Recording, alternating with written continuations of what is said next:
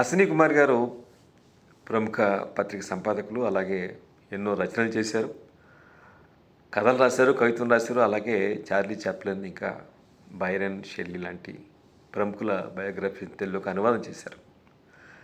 అయితే వారు ఆగస్టు 21వ తేదీ ప్రముఖ రచయిత్రి మాలతీ చందూర్ వర్ధన్ సందర్భంగా పద్మావతి మహిళా విశ్వవిద్యాలయం వారు తిరుపతిలో నిర్వహించినటువంటి వారి సాహిత్యంపై జరిగిన సదస్సులో పాల్గొన్నారు. అందులో పత్ర సమర్పణ చేశారు. దాని గురించినటువంటి మరిన్ని వివరాలు వారి మాటలను విందాం. అశ్విని కుమార్ గారు నమస్కారం అండి. నమస్కారం మాకు గారు. మాలతీ చందూర్ గారి గురించి మరి మీరు చేసినటువంటి పత్ర సమర్పణ కావచ్చు. మాలతీ చందూర్ అనగానే చాలా గుర్తుకొస్తాయి పాఠకులకు, అలాగే శ్రోతలకు అందరికీ. సో మీరు చేసినటువంటి పత్ర సమర్పణ గురించి, అలాగే మాలతీ చందూర్ గారి జ్ఞాపకాలు కొన్ని చెప్తే బాగుంటుంది. చెప్తానండి. ఆమె నాకు వ్యక్తిగతంగా తెలుసండి. శాంతం బీచ్లో దగ్గరలో వారి ఇల్లు ఉండేది. నేను వారి ఇంటికి వెళ్తుండేవాడిని. మాలతీ చందూర్ గారు, ఆమె భర్త చందూర్ గారు, చందూర్ నాగేశ్వరరావు ఆయన పేరు. వారిని తరచూ కలుస్తుండేవాడిని. ఎప్పుడు కలిసినా సాహిత్యం గురించే మాట్లాడేవారు. వారి ఇంటి నిండా పుస్తకాలు ఉండేవి. వారి ఇంటికి సాహిత్యకారులే వస్తుండేవాళ్ళు, పెద్ద పెద్ద వాళ్ళంతా మెడ్రాస్లో. చందూర్ గారు జగతి అనే పత్రికని దాదాపు 50 సంవత్సరాలు నడిపారండి. దాంట్లో మద్రాసు డైరీ అనే ఒక కాలం ఉండేది. ఆ కాలంలో వారింటికి వచ్చిన పెద్దవారిని, లేకపోతే ఈయన కలిసిన ప్రముఖ వ్యక్తుల్ని, కొంతమందిని, సినిమా యాక్టర్లను కాదు, చాలామంది ఉండేవారు మద్రాసులో, మీకు తెలుసు కదా, తెలుగు. వారిని కలిసినప్పుడు, లేకపోతే అక్కడ జరిగిన సభల గురించి వారు ఆ డైరీ రాస్తుండేవారు. అది చాలా పాపులర్ డైరీ. అది నాగేశ్వరరావుది. ఇక మాలతీ చంద్ర గారి విషయం వస్తే, ఆంధ్రప్రభ వీక్లీలో ఆమెతో నార్ల వెంకటేశ్వరరావు ప్రమదావనం అనే కాలము మొదలుపెట్టించారు. ఆ ప్రమదావనం ఏంటంటే జాబులు జవాబులు. దేశం నలుమూల నుంచి ఆమెకి ఉత్తరాలు వస్తుంటాయి. ఎట్లాంటి ఉత్తరాలు అంటే, ఒక రకమైన మానసిక మానసిక ఒక సైకలాజికల్ క్లినిక్ నడిపేది అనమాట. ఎంతోమంది ఎన్నో రకాలుగా వాళ్ళ బాధలు, ఆశలు అన్నీ ఆ ఉత్తరాలు తెలియజేస్తున్నారు. చాలా దానికి ఆమె సమాధానం ఇస్తూ వాళ్ళని సముదాయించేది. అది చాలా పాపులర్ కాలం అండి. అవునండి. ఆ జాబులు జవాబులు ప్రమాదం అనేది. రెండోది ఏంటంటే, ఆమె 350 ఐరోపా నవలను కానీ, మన దేశంలో ఇతర భాషల నవలను కానీ పరిచయం చేసింది. పరిచయం అంటే ఏదో 4 మాటలు కాదండి, చాలా లోతుగా ఆ నవలు రాసిన రచయిత గురించి కానీ, ఆ నవల్లో ఉన్న ముఖ్యమైన విషయాలు కానీ చెప్తూ చక్కని పరిచయం రాసేది. దాదాపు 4-5 పేజీలు చక్కటి తెలుగు రాసేది.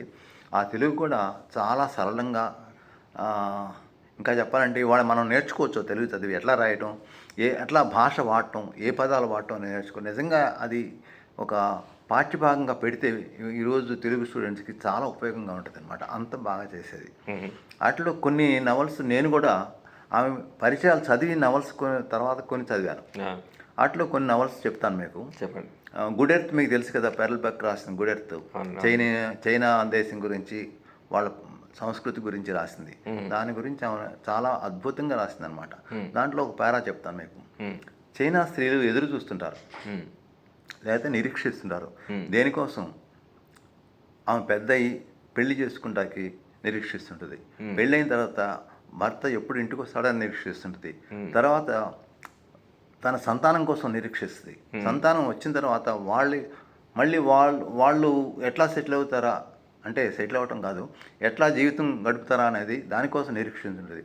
తర్వాత మనవాళ్ళ కోసం నిరీక్షిస్తుంది. అట్లా వాళ్ళ వంశం అంతా వృద్ధి చెందిన తర్వాత మరణం కోసం నిరీక్షిస్తుంది. ఇది కూడా మన దేశానికి చాలా దగ్గరగా ఉంటుందండి. మన స్త్రీలు కూడా ఇట్లాగే ఉండేవాళ్ళు ఇదివరకు. ఇప్పుడంటే కాస్త మారింది, ఉద్యోగాలు వచ్చిన తర్వాత. పూర్వకాలం కాదు, 1950 దాకా, వచ్చి కూడా చాలా కాలం, 1950 దాకా ఇదే పరిస్థితి. చాలా దగ్గర సంబంధాలు అంటే సాంస్కృతికంగా ఉండేవి అనమాట. ఇది మనకు గుర్తు చేస్తుంది. నేను గుడ్ ఎర్త్ నా 12వ ఏట నుంచి 16వ ఏట దాకా చదివానండి. అంటే ఒక పేజీ చదవటం, దాంట్లో ఉన్న పదాలు తీసుకుని డిక్షనరీలో చూడటం, ఇట్లా చేశాను. అది చాలా గట్టి ఫౌండేషన్. మన చదువు అంటే చాలా చిన్న వయసులోనే చదివారు. చదివాను. నాకు చాలా ఉపయోగపడింది నా జీవితానికి అది. అట్లాగే నా చదువు మీద ఇంగ్లీష్ పుస్తకాల మీద అంటే అది ఒక పుస్తకం చదవటం కాదు, ఒక సంస్కృతిని పరిచయం చేసేది మనకి. అది ఇంపార్టెంట్ కదా. అట్లా పుస్తకాలు చదివితే సంస్కృతి తెలుస్తుంది, మిగతా దేశాలు చూసినట్టు ఉంటుంది అని అనిపించేది నాకు. అట్లా చాలా పుస్తకాలు నేను చదివామని. ఆ రకంగా నేనే కాదు, చాలామంది ఇన్స్పైర్ అయ్యి ఈ పరిచయాలతో పుస్తకాలు చదివేవాళ్ళు. మన పాఠకులు చాలా పెరిగారు. ముఖ్యంగా మహిళా పాఠకులు పెరగటానికి ఆమె చాలా దోహదపరిచిందండి. అంటే ఆవిడ నిర్వహించినటువంటి ప్రమదావనం కాలం కావచ్చు, ఆవిడ చేసినటువంటి ఈ నవలా పరిచయాలు కావచ్చు, దాంతోపాటు ఆవిడ కథలు కూడా రాశారు. 175 కథలు రాసిందండి. దాదాపు 25 నవల్స్ రాసింది. ఇదే మామూలు విషయం కాదు. అన్ని కథల్లో కూడా చాలా డిఫరెంట్ సబ్జెక్ట్స్ ఉంటాయి. ఒక స్త్రీ, ముఖ్యంగా స్త్రీ పాత్రలే ఆమె తీసుకునేది, స్త్రీ జీవితమే తీసుకునేది. ఆమెకి ఎదురైన అనుభవాలను దానిలో ఆ పాత్రలో పెట్టి మనకు చెప్పేది కథలు. కానీ ఆవిడ స్త్రీ పాత్రలన్నీ కూడా చాలా ధైర్యంగాను స్వతంత్రంగాను ఉండేవి, చాలా లిబరేటెడ్గా ఉండేవి. అట్లా అనే ఏదో స్త్రీవాదం కోసం ఎవరితో పోరాడేవాళ్ళు, వాళ్ళు సమర్థించుకునేవాళ్ళు, వాళ్ళు స్థిరపరచుకునేవాళ్ళు, అంటే వాళ్ళ ఆత్మగౌరవాన్ని కాపాడుకునేటట్టుగాను చూపించేటట్టుగాను ఉండేవి రచనలు. కానీ విచిత్రం ఏంటంటే ఆవిడ రాసిన మొదటి పుస్తకం వంటలు, పిండి వంటలు అనుకుంటా. అవును, చాలా దాంట్లో ఒక మెడ్రాస్ వెళ్ళినటువంటి 9 రోజుల్లో రాసినటువంటి పుస్తకం. వంటలు, పిండి వంటలు ఎంత పాపులర్ అంటే కొత్తగా పెళ్ళైన వాళ్ళందరికీ పుస్తకం ఇచ్చి పంపించేవాళ్ళు అత్తారింటికి అనమాట. అట్లా మొదలుపెట్టి ఆమె 175 కథలు రాసింది, 20 నవల్స్ రాసిందండి. తర్వాత వీటిలో ప్రమదావనంలో మీరు ఆ పత్ర సంపూర్ణ నాకు బాగా గుర్తు. ఎవరో అడిగారు, పతియే భార్యకు ప్రత్యక్ష దైవం అంటారు, మరి భర్తకి ఏమిటి అని అడిగారు. అవును, దానికి సమాధానం తెలుసా ఏమిచ్చిందో? నాకు బాగా గుర్తు. మనం దేవుడు దైవం అంటాం కదా, ప్రశిక్ష దైవం అనొద్దు, దయ్యం అన్నాం అందు ముందు. ఎందుకు లేని దైవం అంటాం, ఆయన కూడా దేవత అంది. అంటే ఏంటంటే ఎన్ని అందమైన అబద్ధాలు, దేవత లేదు, దెయ్యం లేదు అని చెప్పింది. చాలా రాడికల్గా, రేషనల్గా ఉండేది ఆయన. అవును. అలాగే ఇంకొక ప్రశ్నలో మానవ జన్మ కోటి జన్మల ఫలితమా మానవ జన్మ అడిగాడు. కోటి జన్మల ఫలితం కాదు ఇది, ఎవల్యూషన్. ఇది ఎన్నో జీవరాశుల నుంచి మానవ జన్మ వచ్చింది అని డార్విన్ సిద్ధాంతం చెప్తుంది. అంటే చాలా రేషనల్గా ఉంటుంది, సైంటిఫిక్గా మాట్లాడింది. అవును, ఇట్లాంటి సమాధానాలు ఎన్నో ఉన్నట్టున్నాయి, చాలా ఉన్నాయండి, చాలా ఉన్నాయి. చాలా మంది వ్యక్తిగత సమస్యల్ని చెప్పుకుని ఒక కౌన్సిలింగ్ లో ఆవిడ దగ్గర సమాధానం చెప్పాను కదా, ఒక సైకలాజికల్ క్లినిక్ లాగా ఉండేది ఆమె ప్రమదావనం. ఎందుకంటే నాకు నా ఆశల మీద నీళ్లు పోసినట్టు ఉంది, నాకు వివాహం జరగబోతుంది అని ఒక యువత రాసింది అనుకోండి. అమ్మ, ఆశలు లేవు, నీళ్ళు లేవు, ఏదైనా ఎదురు చూసినప్పుడు బాగుంటుంది, దగ్గరికి వచ్చినప్పుడు బాగుండదు, అన్ని మనం సమర్థించుకోవాలని చెప్తుంది. ఇట్లా సముదాయించేది. అవునవును.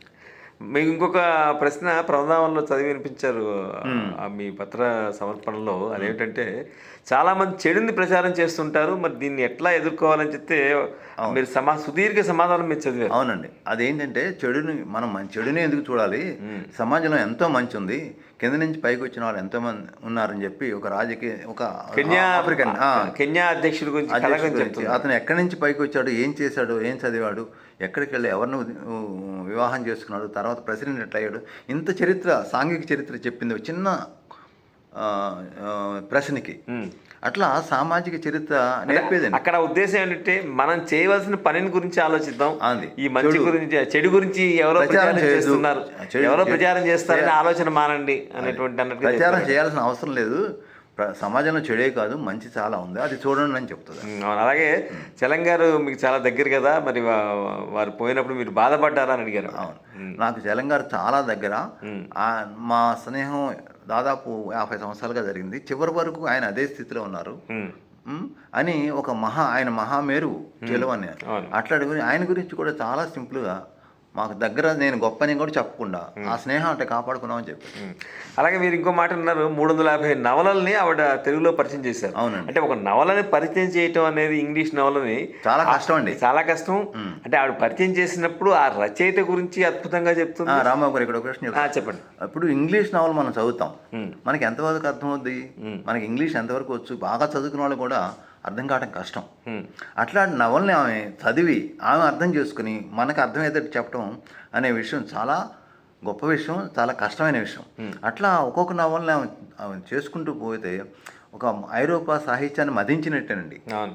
అది మన ఆమె ఆరు ఆరు సంపుటాలు ఉన్నాయి. అవును. మీరు ఎప్పుడు కూడా ఈ డోరెన్ గ్రే ఆస్కార్ వైల్డ్ రాసినటువంటి ఆమె పరిచయం చేసింది picture of Dorian Gray. Picture of Dorian Gray నేను స్వాతిలోనో దేంట్లో చదివాను దాన్ని. ఆమె పరిచయాన్ని చదివిన తర్వాత ఖచ్చితంగా ఈ నవల చదవాలని చెప్పి తెప్పించుకుని 3 మార్కులు సెకండ్ హ్యాండ్ మార్కెట్లో కొని నేను చదివానండి. చదివిన తర్వాత నేను అది దాదాపు చాలా కాలం నన్ను వెన్నాడింది ఆ నవల.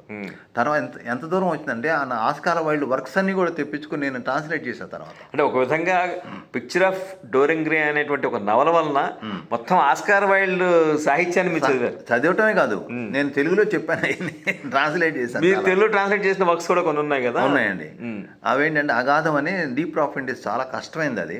అతను జైల్లో ఉన్నప్పుడు రాశాడు, దాన్ని తెలుగు చేశాను. ద బ్యాలెండ్ ఆఫ్ రీడింగ్ గోయల్ అని జైల్లో ఖైదీ వీరగాథని చేశాను. అది బ్యాలెడ్ అంటే అది వచనం కాదండి. బ్యాలెడ్ అంటే పదాలు అంటామే, అది ఒక పోయమ్స్, ఒక బుర్రకథలాగా ఆ పోయమ్స్ అన్ని చేశానండి. అంటే ఇవన్నీ చేయడానికి కారణం మీరు పిక్చర్ ఆఫ్ డోరెన్ గ్రే నాకు మనలో ఉండటమే, దాంట్లో ఉంటాం. అది మీరు మాలతీ చంద్ర గారి పరిచయాన్ని మీరు అదే పరిచయం మళ్ళీ అక్కడికి వెళ్ళాల్సింది. అంటే ఎంత గొప్ప మీ ఆవిడ చేసిన ఒక పరిచయం తోటి మీరు ఒక పుస్తకం ఆయన అనువాదం చేశారు. ఇన్స్పిరేషన్ అనమాట అది. నేను ఇవన్నీ కూడా నవల అది ఒక పుస్తకాలు 6 సంపుటాలకు వచ్చాయి కదండి ఈ నవల పరిచయాలన్నీ కూడా ఉన్నాయి. నవలా మంజిర లాంటి పేరుతో వచ్చినట్టుంది. అవును. దాంట్లో మ్యాన్ ట్రాప్ అనేటువంటి నవల పరిచయం నేను చదివాను. సింక్లేర్ లూయిస్ రాసినటువంటి నవలని చాలా బహుశా అది చెప్తుంది, కథ ఎలా ఉంటుందో కూడా చెప్తుంది. సంక్లిష్టంగా ఉంటుంది, చదవడానికి అంత వీలుగా కూడా ఉండదని చెప్పినా ఆవిడ చెప్పిన కథా విధానం చూస్తే ఈ పుస్తకం ఎప్పుడు సంపాదించి చదువుదామా అనేటువంటి అది అన్ని ఫీల్ వస్తుంది. 350 నవల్స్లో కూడా అట్లా చేస్తున్నామే. ఇంకోటి చెప్తాను, ఇవి ఆంగ్ల నవలను మనకు పరిచయం చేయడం ఒక విధం అండి. తెలంగాణ స్త్రీని కూడా పరిచయం చేసింది. మనకెందుకు పరిచయం చేయాలి, మనం చదువుకోవచ్చు కదా, తెలుగు నవలే కదా. తెలంగాణ స్త్రీ ఆమె ఎందుకు పరిచయం చేసింది, అది నవల కాదు, స్త్రీ మీద చలం రాసిన అభిప్రాయాలన్నీ. అందుకని వాటిని ఎక్స్ప్లెయిన్ చేస్తూ మనకి దాన్ని పరిచయం చేసింది. అది నేను ఎందుకు తెలుగు నవలని పరిచయం చేస్తాను అనుకుని నన్ను ప్రశ్నించుకున్నాను. నాకు అర్థమైంది ఏంటంటే దాంట్లో ఉన్న స్త్రీ మీద ఆయన ఉన్న అభిప్రాయాలన్నీ కూడా చాలా గొప్పగా ఆయన చెప్పినవి కూడా మనకి విడమర్చి చెప్తుంది. అది కావాల్సిన విషయం అండి, తప్పనిసరిగా అందరూ చదవాల్సిన విషయం. అది 5 సార్లు ప్రింట్ అయింది ఆ పుస్తకం. స్త్రీ 5 సార్లు తెలంగాణ దానికి ముందు మాట్లాడారు. అంటే ఒకటి అనిపిస్తుంది, ఆవిడ SSLC వరకు చదివి ఆపేసి మా చంద్రు గారు అంటే మేనమామనే పెళ్లి చేసుకుని మద్రాసు లాంటి నగరానికి వచ్చి, ఇంకోటి నేను విన్నానండి, 47లోనే ఆవిడ మద్రాసుకు వచ్చి సెటిల్ అయ్యారు. వాడు మద్రాసులో అండి వారి ఎవరు ఎంతో నిజం తెలియదు, తొలి రిజిస్ట్రేషన్ మ్యారేజ్ వారిదేట, వాళ్ళిద్దరిదేట. రియలీ? ఎక్కడ చదివాను నేను, మాలతీ చంద్ర గారిది, ఎన్ఆర్ చంద్ర గారిది. తెలుగు వాళ్ళదా? బహుశా ఫస్ట్ స్వాతంత్రం వచ్చిన వెంటనే వెళ్ళి వాళ్ళు రిజిస్ట్రేషన్ స్వాతంత్రం వచ్చిన తర్వాత ఒక రిజిస్ట్రేషన్ మ్యారేజ్ జరిగిందంటే అది మాలతీ చంద్ర గారిది, చంద్ర గారిది అని చెప్పి నేను చదివాను. ఇది వార్త నాకు. అంటే ఆ తర్వాత మళ్ళీ ఆవిడ బహుశా డాక్టరేట్ స్థాయి కూడా వెళ్ళారు కదా. పద్మావతి విశ్వవిద్యాలయంలో నాకు డాక్టరేట్ ఇచ్చారు. ఒకటి కాదు, నాకు 4-5 ఇవ్వాలి డాక్టరేట్లు. అంత గొప్ప వర్క్స్ చేశారు. వాల్యూమినస్ వర్క్ అంటాం. అది నా చిన్నప్పుడు కూడా ప్రమదావనం అందరూ కూడా అంటే ఆడ మగ తేడా లేకుండా ప్రమదావనం చదవడానికి ఇంట్రెస్ట్. జెండర్ డిఫరెన్స్ లేదు, అందరూ రాసేవాళ్ళు ఉత్తరాలు. లేదు, ఇంకా ఇంట్రెస్ట్ ఉన్న వాళ్ళు వారం వాటిని జాగ్రత్తగా కట్ చేసుకుని బైండ్ గా తయారు చేసుకునే వాళ్ళు కూడా నేను చూశాను. నేను సంపాదించానండి దాన్ని, మా బైండ్స్ చేసుకునే వాళ్ళు. చాలా దాంట్లో చాలా క్వశ్చన్స్ ఇవాళకి కూడా రెలవెంట్ అండి. ఆమె విద్య గురించి ఎవరో క్వశ్చన్ చేస్తారు నాలంటే, ఏమండి విద్య ఇట్లా దిగజారిపోయింది, కారణం ఏంటని అంటే, కారణం దీనికి ఏం లేదు, రాజకీయాలు దాంట్లో రావటమే, రాజకీయ నాయకులు కల్పించుకోవటమే యూనివర్సిటీస్లో వైస్ ఛాన్సలర్ నియామకంలో అని ఇవాళకి కూడా ఇది జరుగుతుంది కదా. విద్యా ప్రమాణాలు దిగజారటానికి కేవలం కారణం రాజకీయ ప్రమేయం అని చెప్పింది. అంటే ఏ విషయాన్నైనా చక్కగా అర్థమయ్యేట్టుగా చెప్తారు. చాలా సంతోషం అశ్విని కుమార్ గారు. సో మీరు ఆగస్టు 21వ తేదీ మాలతీ చంద్ర గారి అయితే పద్మావతి యూనివర్సిటీ వాళ్ళు వాళ్ళకి పరీక్షలు ఉన్నాయని చెప్పి 20వ తారీఖునే పిలిచారు నన్ను. ఈరోజు అక్కడ మాట్లాడటం నాకు చాలా ఆనందంగా ఉంది. నాతో పాటు ఇంకా 4 మద్రాస్ క్రిస్టియన్ కాలేజీ నుంచి ఒక ఆయన, యజ్ఞశేఖర్ గారిని ఒక ఆయన వచ్చారు. తర్వాత డాక్టర్ వై శారద గారు ఒక ఆవిడ ఉన్నారు. తర్వాత సుభాషిణి గారు ఒక ఆమె మాట్లాడింది. ఇట్లా నలుగురు అంటే మాట్లాడారు. ఈ తరానికి కూడా మాలతీ చంద్ర గారి గురించి వారి రచనల గురించి పరిచయం చేయడం ఒక గొప్ప విశేషంగా చెప్పుకోవచ్చు ఇంకొక అండి. పని కూడా చేశారండి. మధుజ్యోతి గారు ఈ దీని మీద ప్రమదావనం మీద నవల్స్ మీద ఆమె నవల్ చదివించి పిల్లలతో రివ్యూస్ రాంచి దాని మీద పోటీ పెట్టారు. 1, 2, 3 ప్రైజెస్ ఇచ్చి వాళ్ళతో మాట్లాడిచ్చారు వాళ్ళ. అది చాలా మంచి విషయం అండి. ఎందుకంటే వాళ్ళని ఎంకరేజ్ చేయాలి. ఎట్లా మాట్లాడతారు, ముందు భయం లేకుండా మాట్లాడటానికి పిల్లల్ని ఎంకరేజ్ చేయడం చాలా అవసరం. అలాగే మాలతీ చంద్ర గారి రచనలు చదవడం ద్వారా వాళ్ళలో కూడా ఆత్మవిశ్వాసం పెరిగేటట్టుగా కూడా అందుకంటే అది స్త్రీవాదం అని అన్నాం. స్త్రీలు ఎట్లా ఉండాలి, ఎందుకు ఇట్లా ఉన్నారని చెప్పడం వాళ్ళు నేర్చుకుంటారు. చాలా సంతోషం అశ్విని కుమార్ గారు, మరొకసారి ఆ విషయాలను గుర్తు చేశారు. మీకు నమస్కారం. నమస్తే అండి.